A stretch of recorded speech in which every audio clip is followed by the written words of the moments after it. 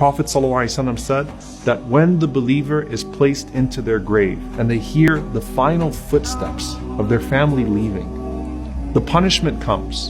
And as the punishment comes from above, your prayer stands up and it puts its hand up and says, "Ma qibali madkhal." You will not pass through me. So the prayer guards your head. And then the punishment comes to you from your right side. And the Prophet ﷺ said, your siyam, your fasting rises and stands guard and says, "Ma qibali madkhal." You will not pass through me. And then to his left, his zakah stands and says, "Ma qibali madkhal." You will not pass through me.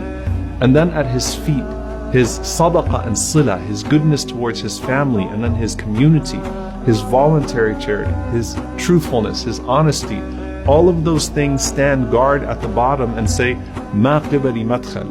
You will not pass through me. And then it's said to him, "Sit up." And he sits up. The Prophet ﷺ said that the sun is made to appear to him as if it's about to set. Yani it's almost Maghrib. It's about to be Maghrib. So the believer is accustomed to what? You're accustomed to salah. You're accustomed to prayer. And if you wake up at an odd time, sort of disoriented, the first thing you worry about is, did I miss my prayer? So this person says, "Let me pray." And the angels say, "You'll get to that, but first you have to answer our questions. Man Rabbuk? Who is your Lord? Ma Dinuk? What is your religion? Man Nabiyuk? Who is your prophet?" Now the only way you're going to be able to answer who your Lord is if you used to worship Him. And the only way you're going to be able to answer what your religion is if you actually used to practice it. And the only way you're going to be able to answer who your prophet is, sallallahu alaihi wasallam, is if you used to actually follow him.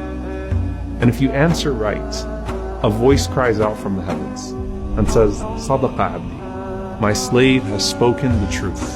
And subhanAllah, in one hadith, the Prophet ﷺ said that those two angels that were first frightening, they say to you after you answer the questions correctly, "Kunna na'lamu annaka taqulu hadha." You know, we knew you were going to say that. We knew you were going to answer these questions right. And Allah subhanahu wa ta'ala then calls out, supply him with the furnishings from Jannah. Clothe him from the clothes of paradise. Open for him a gate to paradise, so that some of its fragrance comes to him in his grave. And then his grave is expanded for him as far as his eye can see. And at that point, you are laying in the clothes of Jannah, with a window to Jannah. And everything starts to feel like Jannah, starts to feel like paradise. This visitor comes to you, and this visitor has this beautiful face, has these fine clothes, and has this pleasant scent. And he says to you, "Abshir billadhi yasurruk, hadha yawmuka alladhi kunta tu'ad." Glad tidings of that which will bring you happiness. This is your day which you were promised. And so the deceased says, "Man ant? Who are you? فَوَجْهُكَ الْوَجْهِ يَجِيءُ بِالْخَيْرِ." That face of yours is only going to be a face that brings good news. And that person responds to you and says, "Ana amaluka salih."